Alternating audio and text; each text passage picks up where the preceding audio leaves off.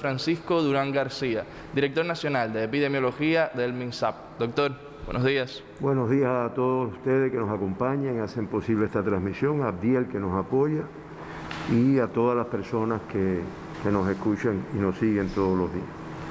Bueno, nosotros hoy con un día sin fallecidos, también noticia favorable en la evolución de la pandemia en nuestro país, y con un número de pacientes ingresados en los hospitales, 121 pacientes, cifra inferior a la de los días anteriores, en vigilancia 8, sospechosos 55 y se confirman 58 y confirmados 58, o sea, 58 casos activos que se encuentran ingresados. También una de las cifras más bajas que hemos tenido en las últimas semanas. En la atención primaria de salud se vigilan por nuestros especialistas, nuestros profesionales, 91 personas. Ayer se procesaron 2.103 muestras en los laboratorios de biología molecular del Instituto de Medicina Tropical, 659, en el de La Habana 658, en el del Hospital Hermanos Amejeira 310, en el del Centro Provincial de Higiene, Epidemiología y Microbiología de Santiago de Cuba 188, en el de Villa Clara 131, en el Laboratorio de la Defensa Civil 87 y en el del Centro de Ingeniería Genética, Centro de Genética y Biotecnología 70.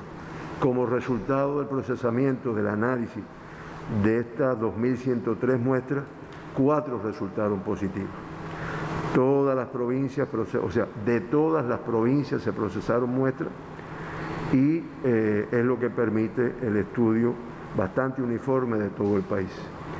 De esta manera ya Cuba acumula 161.674 muestras realizadas y se han podido diagnosticar 2.325 pacientes con la COVID-19, el 1,4% de las muestras estudiadas. Los 4 casos diagnosticados ayer, todos son cubanos, como ha estado ocurriendo en las últimas semanas. 2 son contactos de casos confirmados, acumulándose ya 2.019 personas que como grupo de riesgo han tenido el haber sido contacto de un caso confirmado. Eso es el 88,4%, o sea, el principal grupo de riesgo para detectar la enfermedad. 2 en los cuales no se precisa la fuente de infección y ya así se acumulan 103, el 4,5%. Con fuente de infección en el extranjero, eso no se ha ido modificando y se mantienen 161, que es el 7,05%. 2 del sexo femenino, 2 del sexo masculino, se acumulan 1.154 del sexo femenino, el 49,6%, y 1.171 del sexo masculino, que es el 50,3%. Los 4 casos fueron sintomáticos. Hemos tenido en los últimos días un número de casos sintomáticos en el momento de diagnóstico. No obstante, en toda la pandemia ya se acumulan 1.256 personas que han sido diagnosticadas asintomáticas en el momento que se ha hecho la prueba. Eso representa el 54,02%. Y como siempre comento, en los últimos días este porciento se ha incrementado. Se ha incrementado a un 77,8%. O sea, de los 104 casos que se han confirmado en los últimos 15 días, 81, o sea, el 77,8%, se han diagnosticado y han estado asintomáticos. Elemento importante desde el punto de vista de la protección. 2 son del grupo de 40 a 59 años y 2 a los mayores de 60 años. Por lo tanto, no se confirma ningún niño en el día de ayer. 3 pertenecen a la provincia de La Habana, municipio Cotorro, y 1 a la provincia de Mayabeque, en el municipio de San José de las Lajas. De esta forma, la provincia de La Habana con la mayor tasa de incidencia de casos confirmados por 100.000 habitantes, 4,73. Matanzas mantiene 2 casos diagnosticados en los últimos 15 días y una tasa igual a la del día de ayer, 0,28. Y la provincia de Mayabeque, que llevaba más de 15 días sin diagnosticar casos, pues en el día de ayer se confirma un caso del municipio San José de las Lajas. Eso le da una tasa de 0,19. Las restantes 12 provincias y el municipio especial Isla de la Juventud se mantienen sin confirmar casos en los últimos 15 días. Este caso diagnosticado de la provincia de Mayabeque nos puede ocurrir, nos puede ocurrir en Mayabeque, pero nos puede ocurrir en otra provincia, y por eso es importante y siempre enfatizamos el número de muestras que se procesan de cada territorio, porque indiscutiblemente el riesgo existe, sirve de alerta de lo que nos puede pasar. Las personas se mueven, más ahora que prácticamente, excepto La Habana, todo el país está en fase 1 de la primera etapa de recuperación, y aunque no totalmente quitadas las medidas de restricción, pero sin embargo hay un poco más de movimiento. Por eso reitero, lo importante es buscarlo a pesar de no tener caso, estudiarlo, pesquisar, estudiar, hacer el PCR, y el hecho de que nos aparezca uno, lo más importante es en ese lugar donde apareció, pues hacer las medidas de control de foco y sobre todo la búsqueda de los contactos que lo han contagiado y que pueden haberse contagiado a punto de partida de ese caso. Como dijimos, de los 2.325 pacientes diagnosticados en Cuba hasta el día de ayer con la COVID-19, se mantienen ingresados confirmados 58. Reitero, la cifra más baja que hemos tenido. Estos son los casos activos, 57, en indicador favorable, el 98,2%, mantienen una evolución clínica estable, una evolución hacia la recuperación, y mantenemos el caso crítico estable, se puede decir, de la señora de aquí de La Habana, que se encuentra ingresada en el Hospital Salvador Allende, que reitero, es una señora mayor que se mantiene crítica, aunque una evolución clínica con un crítico estable. Se acumulan, y lamentamos siempre el fallecimiento de 85 personas con esta enfermedad. Eso da en Cuba una letalidad del 3,65%, va bajando, y Cuba en el mundo, por el número de casos, pues se mantiene en el lugar número 19 en la región de las Américas, pasa al lugar número 19, y en el mundo pasa al lugar número 96 en cuanto al número de casos confirmados. O sea, hay 95 países que tienen una tasa de incidencia de casos confirmados superior a la de Cuba. Siempre mencionamos los 2 evacuados, y en el día de ayer se dieron 9 altas, que son 8 de La Habana y una de la provincia de Matanzas. Este es un indicador favorable. Fíjense que en comparación con el número de casos confirmados es más del doble, y ayer no lo mencionamos, pero ayer se dieron 41 altas, que eso es lo que nos permite, bueno, pues tener un grupo de indicadores muy favorables. De esta forma, ya con las altas que se han dado, pues se acumulan 2.180 pacientes recuperados. Eso es el 93,8% de los pacientes que han tenido COVID-19 en nuestro país. Ese es un indicador también favorable de la evolución de nuestros pacientes. No tenemos ningún grave y, como dijimos anteriormente, pues se mantiene la paciente crítica estable de aquí de La Habana. El mundo, hasta el día de ayer, se reportaban los 185 países con casos de COVID-19, se mantiene esta cifra de 185, y lo que sí se incrementa es la cifra a 9.394.607 casos confirmados, 165.558 más que el día de ayer. Lamentablemente, ayer fallecieron 5.199 personas en el mundo como consecuencia de esta enfermedad, para un acumulado de 482.468 fallecidos con esta enfermedad. Eso da una letalidad de un 5,14%. La región de las Américas, que se ha convertido en el epicentro de la pandemia en el mundo, pues ya acumula 4.714.661 casos confirmados, 103.837 solamente en el día de ayer, y ya tiene más del 50%, tiene el 50,18%, aporta el 50,18% de todos los casos confirmados en el mundo, reportados en el mundo.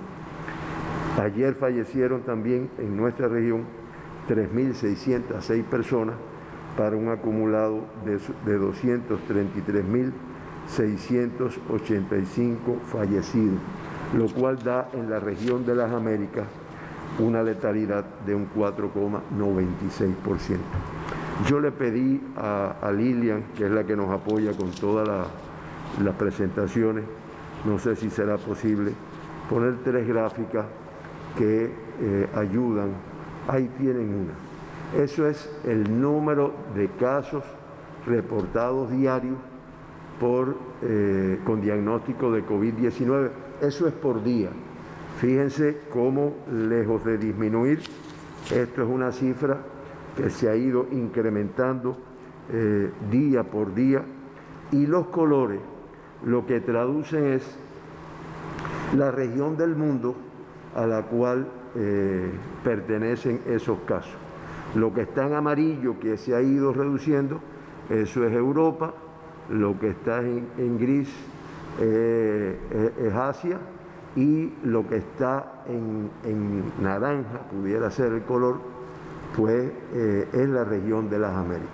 Y fíjense ustedes en la magnitud, el incremento del número de casos en la región de las Américas, cuando los otros continentes, cuando las otras regiones, pues han ido ejerciendo un control de la enfermedad. Hay otra que no sé si se pudo salvar. ¿Me ayudas ahí, Lilian? Esto lo que nos traduce, y no sé si las personas que ven el programa pueden identificarlo. Ahí si se fijan, entre el mes de enero, que es cuando se empezaron a producir los casos, 9.826. En febrero, 85.000. En marzo, 750.000. O sea, de enero a marzo no llegamos al 1.000.000 de casos confirmados en el mundo. Sin embargo, de marzo a abril ya llegamos a 3 millones. De abril a mayo a 5 millones y algo más. Y de mayo a junio a 9 millones de casos confirmados. O sea, miren la progresión exponencial que ha tenido esta pandemia, que como siempre enfatizamos, y lo enfatizamos para que nos demos cuenta de su magnitud, de su complejidad en el abordaje y de los riesgos que pudiéramos tener si no seguimos cumpliendo todo lo que nuestro partido, nuestro gobierno nos ratifica que el Ministerio de Salud Pública, que hay que exigir. Porque a pesar del tiempo, a pesar de conocerla un poquito más y tener algunos recursos para su tratamiento, sin embargo, esta es la evolución de la pandemia.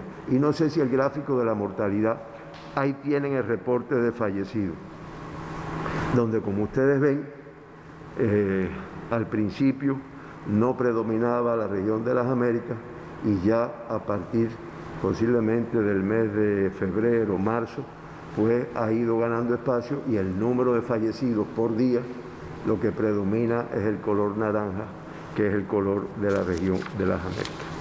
Solamente ilustrar la situación internacional y que nosotros debemos seguir cumpliendo todo lo indicado para evitar que nos ocurra algo similar, que sabemos que no va a pasar.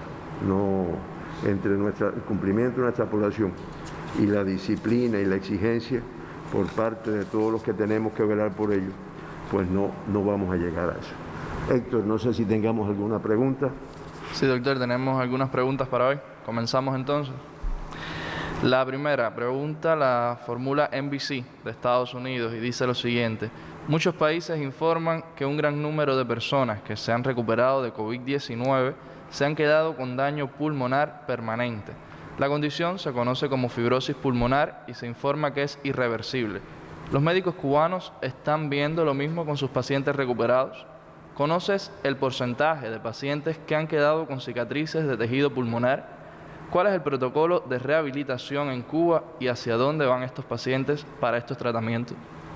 Sí, se ha descrito que un porciento bastante elevado de los pacientes que han tenido la enfermedad, sobre todo formas graves, formas críticas, si se logran salvar, bueno, pues tienen un grupo de secuelas, pudiéramos llamar, o sea, de complicaciones que quedan como consecuencia de la misma. Una de las que más se menciona es la afectación respiratoria por una fibrosis pulmonar, pero también se mencionan complicaciones neurológicas y demás. Ahora, en Cuba hay un protocolo de seguimiento a las personas que han padecido la enfermedad, un protocolo muy completo a todos los convalecientes, que pudiéramos llamar. Este protocolo comienza por su médico de familia, que es el primero que le da seguimiento y de independencia de la sintomatología o de las manifestaciones que el médico pueda identificar, pues indiscutiblemente va a tener protocolos de rehabilitación respiratoria, de atención por cardiología, atención por neurología, atención por medicina regenerativa, por radiología, medicina interna, endocrinología, geriatría, ginecobstetricia. O sea, el médico de familia lo sigue a los convalecientes, los estudia, le hace incluso pruebas funcionales respiratorias, rayos X, y entonces en dependencia de las secuelas que pueda haber quedado en un paciente, tenemos muchos pacientes que no han quedado con ninguna secuela, pues entonces hace la valoración y el seguimiento por otras especialidades. Eso es el protocolo que tenemos en nuestro país y reitero, todos se van siguiendo. Hay un estudio que además en estos días la televisión lo ha estado poniendo en el reportaje, que ayer se habló en la reunión que semanalmente el presidente de nuestro país, el primer ministro, los vicepresidentes y demás se da toda la semana, y es un estudio que se está haciendo por el Centro Nacional de Genética, conducido por la doctora Beatriz Marcheco Terual, que es la directora de este centro, y que está realizando un grupo de estudios todavía más completo a todos los pacientes que han tenido la enfermedad en todos los lugares de nuestro país. Y cuando digo más completo, porque estudio tiene valoraciones genéticas, tiene determinación del grupo sanguíneo, color de la piel, o sea, un grupo de aspectos que nos van a permitir, cuando se vayan teniendo los resultados, un poco que poder caracterizar, identificar y, como es natural, dictar medidas en base al comportamiento que ha tenido en nuestro país. Es lo que puedo decir con el seguimiento de nuestros pacientes que ya están de alta, que como decimos están convalecientes todavía de la enfermedad. Un usuario en redes sociales pregunta lo siguiente: si una persona se contagia del virus COVID-19, ¿por qué se le administra plasma de una persona que ya ha sido contagiada si ya la persona infectada está creando sus propios anticuerpos? ¿Cumple algún objetivo este proceder? Sí, eso lo hemos explicado aquí otras veces. Es una modalidad terapéutica que no es exclusivo de la COVID-19. Siempre recordamos que en el ébola fue lo más llamativo, aunque se usa en muchas otras enfermedades, sobre todo enfermedades infecciosas.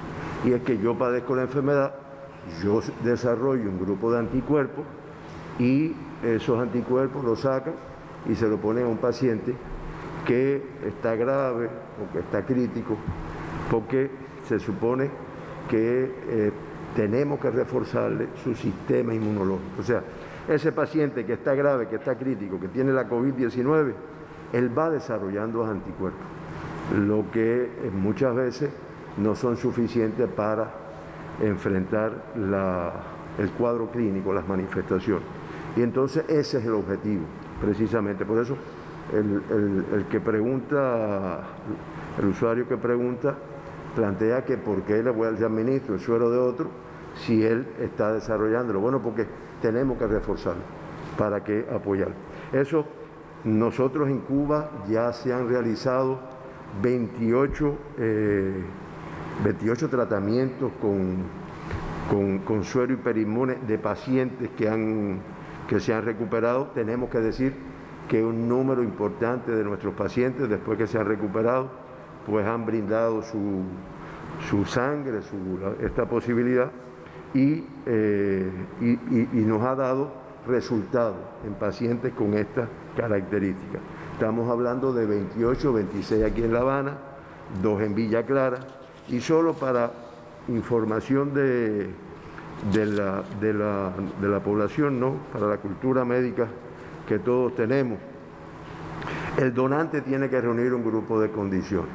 Por eso ustedes dirán, bueno, ¿y por qué no hay más? Bueno, se han estudiado, se han tomado 151 donaciones, que es lo que ha permitido estos 28 tratamientos.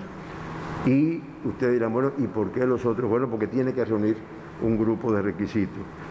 Primero, que esté negativo a la COVID, que hayan pasado 21 días después del alta clínica epidemiológica, que sabemos que muchas veces es al mes si todo marcha bien, que se pueda determinar que tenga títulos altos de anticuerpos, porque si yo lo que le voy a poner son los anticuerpos, lo primero que voy a determinar es si esa persona tiene los títulos altos, que sea una sangre segura, descartando otras enfermedades, la compatibilidad de los grupos, y como ustedes ven son un grupo de requisitos, un grupo de aspectos que se tienen en cuenta para seleccionar qué donación puedo utilizar y qué donación no puedo utilizar.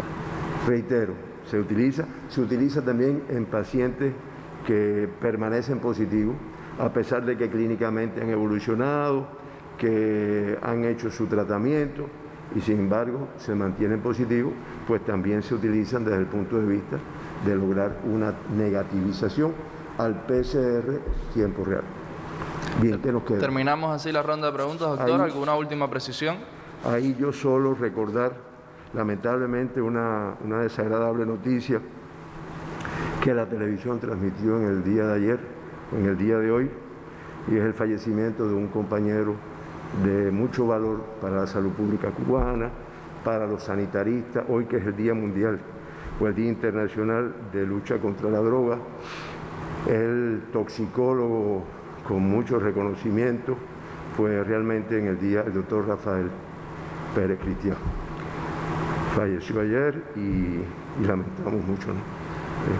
Le damos las condolencias a su familia, a Conchita, como la conocemos, la doctora Concepción Campa, su esposa, y a todos sus familiares por este fallecimiento.